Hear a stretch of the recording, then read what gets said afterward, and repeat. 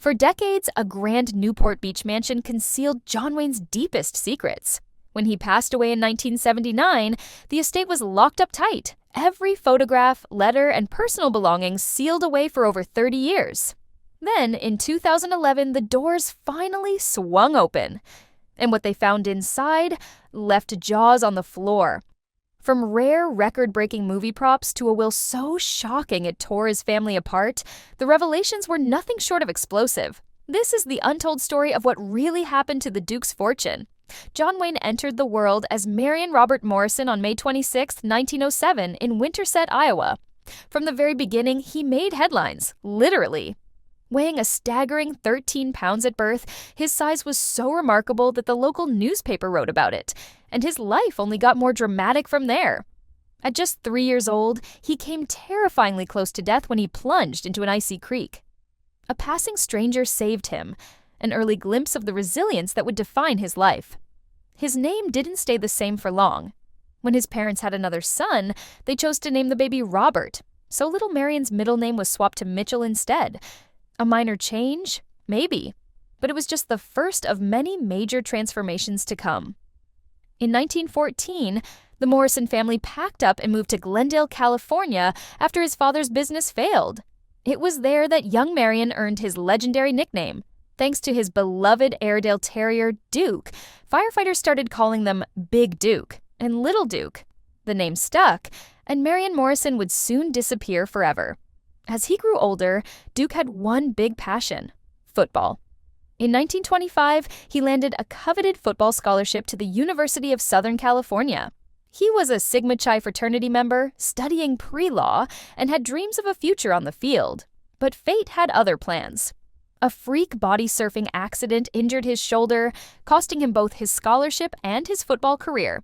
It was a devastating blow, one that left him feeling lost. But in a twist of fate, that very injury would push him toward Hollywood and set him on the path to becoming a legend.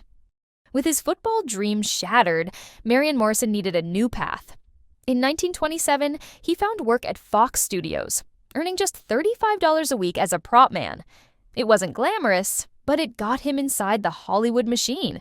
His first on-screen appearance, not as a leading man, but as an uncredited football player in the 1926 film Brown of Harvard. During this time, he struck up a friendship that would change his life. Director John Ford saw something special in him. Ford believed his name needed more power, more strength. After tossing around a few ideas, they landed on one that would become legendary: John Wayne. But success didn't come easy. Between 1930 and 1939, Wayne hustled hard, starring in over 80 low-budget westerns, sometimes shooting an entire film in just 2 days. He barely made enough to survive, often scraping by on a single meal a day, a can of beans warmed on a hot plate.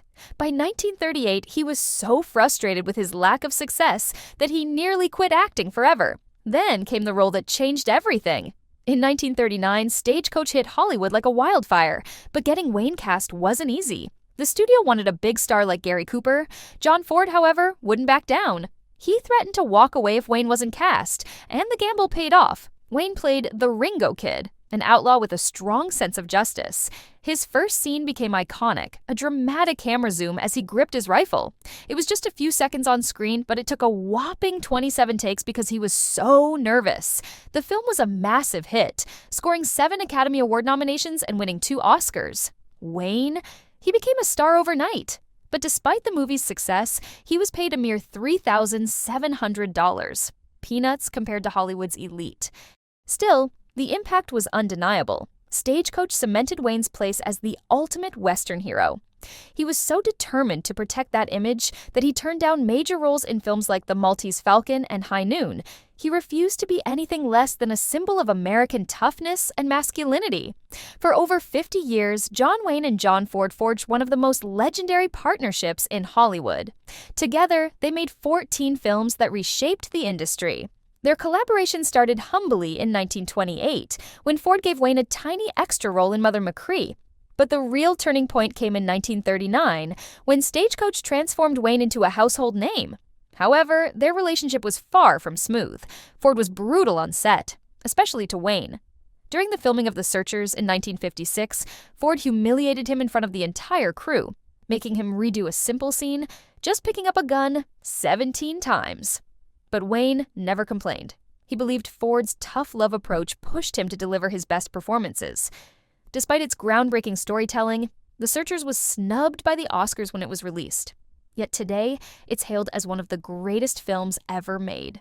Their final film together, Donovan's Reef in 1963, almost didn't happen. Wayne doubted he was young enough for the role, and Ford was struggling with alcoholism and failing health. But Wayne wouldn't let it go. He convinced Ford to direct one last time. Filming in Hawaii was no paradise. The blazing 100-degree heat was relentless.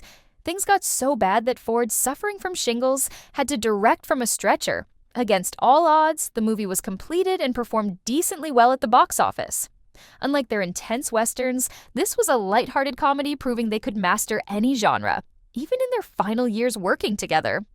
Wayne's first Oscar nomination came from Sands of Iwo Jima in 1949, a role that almost never happened. At first, he rejected the part of Sergeant John Stryker, thinking it was too similar to his past roles. But Herbert Yates, the president of Republic Pictures, wasn't taking no for an answer. He personally persuaded Wayne, offering a massive $250,000 paycheck plus a cut of the profits, an unheard-of deal at the time. Filming was a battle in itself. Director Alan Dwan wanted authenticity, so they used real flamethrowers and explosives. The set turned dangerous, and in one terrifying moment, an explosion knocked Wayne unconscious for 30 minutes. Production was halted for 2 days. But what truly made Sands of Iwo Jima stand out was its unparalleled realism. The U.S. Marine Corps granted the film access to rare, real-life combat footage, so well blended with staged scenes that audiences believed the entire film was 100% real. One of its most unforgettable moments? The iconic flag-raising scene on Mount Suribachi, shot with the actual flag from the battle. To make it even more powerful, 3 of the original surviving Marines who raised that flag in real life appeared in the movie, immortalizing history on the big screen. Despite delivering a powerhouse performance in Sands of Iwo Jima, Wayne lost the Oscar to Broderick Crawford for All the King's Men. The irony? Wayne had turned down the lead role in that very film because he believed it was un-American. The loss stung, and it would be 11 more years before he got another shot at the Golden Statue. During that time, Wayne pursued what he called his dream project, a film he had obsessed over for 15 years, The Alamo. But bringing this epic vision to life came at a tremendous cost. Wayne poured everything he had into the film, mortgaging his house, cars, and even his beloved boat just to fund it. The budget ballooned to a staggering $12 million, an astronomical sum at the time. Wayne demanded absolute historical accuracy, and he meant business. He ordered the construction of a full-scale replica of the Alamo mission in Texas, a project that took 2 years and required over 1.5 million adobe bricks. Every tiny detail was authentic, down to the 1830s-era nails used in the structures. The set became so legendary that it remained a tourist attraction until 2009. Filming was nothing short of grueling. The 79-day shoot saw more than 7,000 extras and 1,500 horses battling the sweltering 110-degree heat, and the dangers were very real. In one intense scene, an extra was stabbed by a bayonet, requiring 26 stitches. But Wayne refused to cut corners. He wanted this film to be his masterpiece. When the Alamo premiered, it was a spectacle, a grand event with fireworks, parades, and fanfare. The film earned 7 Oscar nominations, including Best Picture, but critics were divided. And despite all the blood, sweat, and sacrifice, the box office returns didn't match the film's enormous costs. Worse, Wayne wasn't even nominated for Best Director, a devastating blow for a man who had risked everything to make this film. But fate wasn't done with Wayne just yet. In 1970, he finally got his Oscar moment for True Grit. He stepped into the role of Rooster Cogburn, a gruff, one-eyed U.S. Marshal, and delivered a performance like nothing he'd done before. And yet, Wayne almost didn't take the role. He felt he was too old and was still recovering from lung cancer surgery. But after reading the novel, he knew. This was the role of a lifetime. Filming wasn't easy. The cold Colorado climate and high altitude took a serious toll on his health. He had to rely on an oxygen tank between takes, and in one terrifying moment, his horse stumbled on a steep hill, nearly throwing him off a cliff. Wayne tore a muscle in his shoulder, but true to form, powered through. To transform into Rooster Cogburn, Wayne gained weight, slapped on an eye patch, and had to memorize entire sets to avoid walking into things. The result? A brilliant performance that won over audiences worldwide. The film raked in over $31 million, making it one of the biggest hits of his entire career. And when Oscar night finally arrived, Wayne walked away victorious. When John Wayne finally won his long-awaited Oscar, he stepped up to the podium and delivered a now famous line. "If I'd known this, I'd have put that patch on 35 years earlier." But what most people didn't know, Wayne was battling the flu that night, yet he refused to miss the ceremony. However, not everyone was convinced his win was solely based on his performance.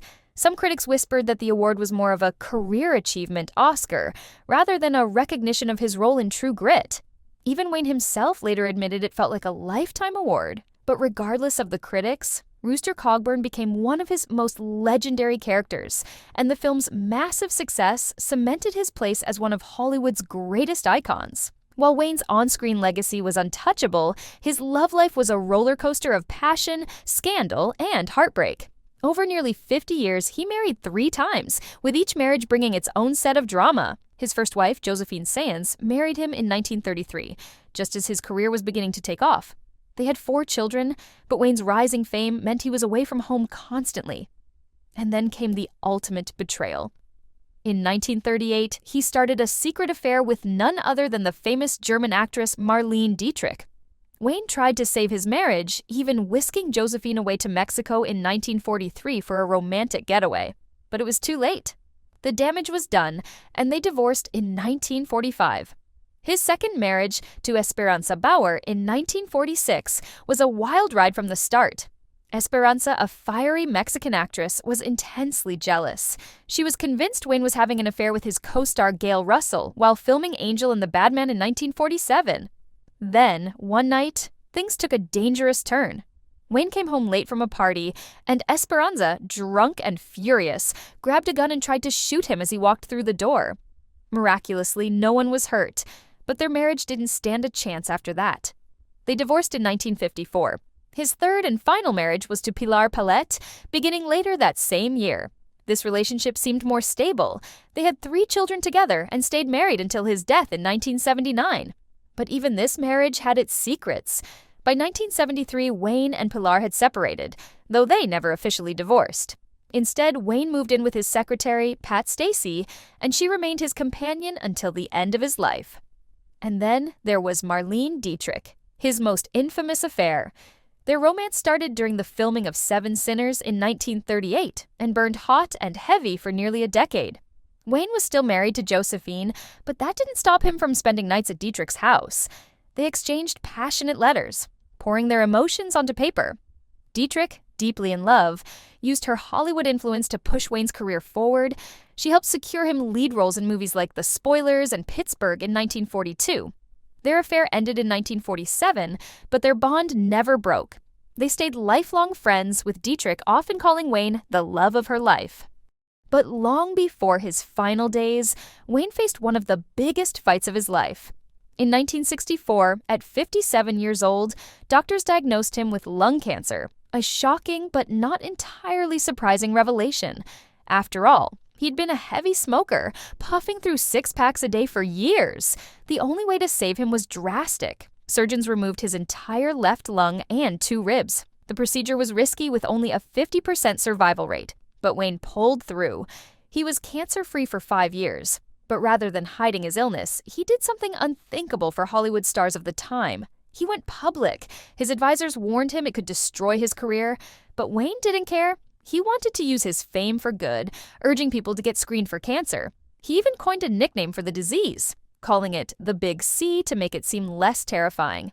In 1965, just 1 year after surgery, Wayne fearlessly appeared in a TV commercial for the American Cancer Society, asking people to support cancer research and take the disease seriously. But cancer wasn't done with him yet. In 1979, Wayne received devastating news: stomach cancer.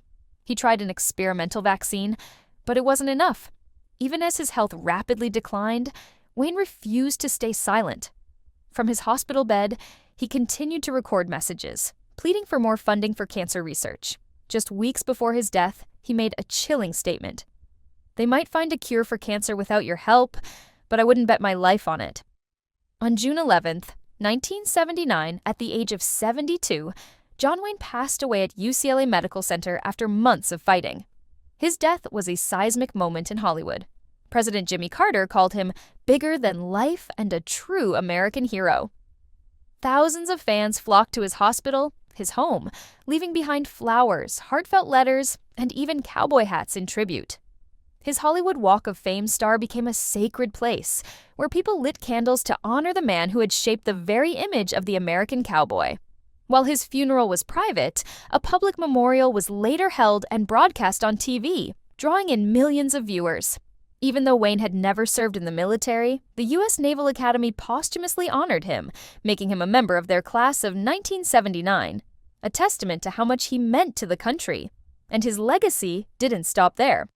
Shortly after his death, Orange County renamed its airport John Wayne Airport, a permanent tribute to his enduring influence. And in 1985, his family founded the John Wayne Cancer Foundation, ensuring that his fight against cancer would continue even after he was gone. The foundation went on to help establish the John Wayne Cancer Institute, which became a pioneer in cancer research and early detection methods, saving countless lives. But despite his massive fame and decades of success, Wayne's estate was surprisingly modest. At the time of his death, it was valued at $6.85 million, roughly $25 million today. Many were shocked by this number, expecting his fortune to be much larger given his status as one of Hollywood's highest-paid actors. So, where did all the money go? Some speculate that Wayne simply spent freely, while others believe he was generous to a fault, and not all of his assets were included in the estate. For example, he sold his beloved yacht, Wild Goose, a former World War II minesweeper, for $750,000 shortly before his death. The yacht had been a huge part of his life, making its last-minute sale all the more mysterious. Wayne also had a sharp eye for real estate. His Newport Beach mansion, purchased in 1965, was one of his most famous properties. It sat on the water, overlooking Balboa Island, modest from the outside but luxurious on the inside, a perfect reflection of Wayne himself. After his death, the house sold for $5.5 million in 1980, an astonishing price at the time. Before settling in Newport Beach, Wayne owned a 5-acre ranch in Encino, but at 58 he decided to trade the ranch life for oceanfront tranquility. He also owned properties in Arizona and Washington, showcasing his love for vast landscapes and smart real estate investments. He even once joked that moving to Newport Beach when he did was a smart move, saying, "By now, I sure as hell couldn't afford it." But nothing caused more drama than his will. When it was revealed in 1979, it shocked everyone. Wayne left nothing to his third wife, Pilar Palette. The two had been married for over 20 years, though they had separated in 1973, a full 6 years before his death. Instead, Wayne divided most of his estate among his 7 children from his first 2 marriages. The decision sparked speculation about his relationship with Pilar. Why was she completely left out? And the family drama didn't end there. In 2010, decades after his passing, Wayne's daughter Asa sued her brother Ethan and John Wayne Enterprises, claiming she was being cheated out of her rightful share of the company. Even in death, the Duke's legacy remained as fiercely contested as his life. John Wayne's will didn't just cause shock, it ignited a firestorm of family drama. While most of his estate went to his 7 children, he also left them personal items and memorabilia. But instead of bringing them closer, these keepsakes became points of bitter contention. Arguments erupted over who got what, turning his inheritance into a lasting source of division. But in 2011, something incredible happened for Wayne fans. Over 700 items from his personal life and Hollywood career were finally unsealed and put up for auction. On October 6th and 7th at the Century Plaza in Los Angeles, collectors and die-hard fans had a once-in-a-lifetime opportunity to own pieces of the Duke's legacy. For more than 30 years, these belongings had been locked away since the day Wayne passed in 1979. His house had been sealed, and every item had been sent to storage, as if frozen in time. Opening those boxes was like unlocking a time capsule. The auction was a treasure trove of Hollywood history. Costumes, props, awards, even furniture from his home. Some items gave fans a rare glimpse into his meticulous work ethic. His script from The Horse Soldiers had folded pages marking finished scenes, while his Wednesday morning script was perfectly neat, showcasing his obsessive organization. But the most jaw-dropping items? His personal effects? His beloved neckerchief collection, a signature part of his rugged style, sold for $1,755. And then came the record-breaking sales. His Green Beret from the Green Berets, 1968, fetched a stunning $179,200, breaking records for a costume hat. The cowboy hat he wore in Big Jake and the Cowboys sold for $119,500. His Golden Globe for True Grit, tied to his only Oscar-winning role, went for $143,400. Even the most ordinary things sold for extraordinary amounts. His last driver's license sold for $89,500. A pair of pants from the Alamo? Thousands of dollars. Each item was a piece of the Duke himself, allowing fans to feel personally connected to their hero. The auction wasn't just about movie props and memorabilia, it revealed who Wayne truly was. A gold-plated Winchester rifle, a gift he gave to his friend Bob Shelton, sold for $113,315, proving his generous nature. His personal book collection revealed his fascination with history and military strategy. But the most surprising find? A collection of seashells, showing a softer, more sentimental side of the Hollywood tough guy. One of the most valuable pieces was a portrait of Wayne by artist John Decker, which sold for $71,700. Wayne kept this painting in his home, a sign of how much it meant to him. But while fans were celebrating his incredible legacy, another part of Wayne's past resurfaced. And this time, it wasn't about his movies. It was about his controversial views. Back in 1971, Wayne gave an infamous interview with Playboy magazine, and decades later, it came back to haunt him. His statements were shocking, and they sparked outrage. The most talked about comment? Wayne said, "I believe in white supremacy until the blacks are educated to a point of responsibility." He was 63 years old and already a Hollywood legend, but this wasn't a one-time incident. In the same interview, he made more inflammatory remarks, justifying the taking of Native American land as a matter of survival. He also attacked the film Midnight Cowboy, calling it perverted and using a homophobic slur. For years, these comments were largely forgotten, but in February 2019, someone unearthed the interview and posted it on Twitter, and within hours, it went viral. A screenwriter publicly condemned Wayne, calling him a terrible person, and suddenly, his entire legacy was under fire. Social media exploded. Debates raged. Some people demanded he be canceled, while others argued his films should be judged separately from his personal beliefs. But the controversy didn't just stay online, it had real-world consequences. One of the biggest targets? John Wayne Airport in Orange County, California. Named after him in 1979, the airport became a battleground for debate. During the nationwide protests following George Floyd's unalivement in 2020, pressure mounted to rename the airport. On June 26, 2020, the local Democratic Party officially called for the name to be changed, arguing that Wayne's racist statements didn't align with Orange County's values of diversity and inclusion. The fight over Wayne's legacy mirrored a bigger cultural shift. Once a conservative stronghold, Orange County had transformed. By 2018, Democrats had won all of its congressional seats. Some felt that keeping Wayne's name on the airport sent the wrong message to minority communities. Wayne's defenders, including his son, Ethan Wayne, fought back. Ethan insisted his father was not racist, arguing that people were twisting his words to unfairly attack his legacy. As of 2025, the airport still bears Wayne's name, but the debate continues, proving just how difficult it is to separate legendary figures from their personal beliefs. And the controversy didn't stop there. In July 2020, the University of Southern California, USC, where Wayne once studied, decided to remove an exhibit honoring him from its School of Cinematic Arts. The display had been there since 2012, showcasing movie posters, personal items, and memorabilia to celebrate his Hollywood achievements. But in late 2019, students and alumni began protesting. They argued that Wayne's racist comments made the exhibit unwelcoming, especially for students of color. After months of heated discussions, USC took it down, stating they wanted to promote anti-racism and create a more inclusive environment. Opinions were split. Some supported the decision, seeing it as a step toward acknowledging past injustices. Others argued against erasing history, saying Wayne's contributions to film should not be ignored. This led to the bigger, ongoing debate: can you separate an artist's work from their personal views? Many fans argue that Wayne's films are too iconic to erase. They believe it's possible to appreciate movies like The Searchers and Rio Bravo while still condemning his personal beliefs. But critics strongly disagree. They argue that his films glorified a version of American history that ignored the violence against Native Americans. They believe his off-screen views and on-screen portrayals are impossible to separate. One thing is certain: John Wayne's legacy is more complicated than ever. And that's all we've got for today.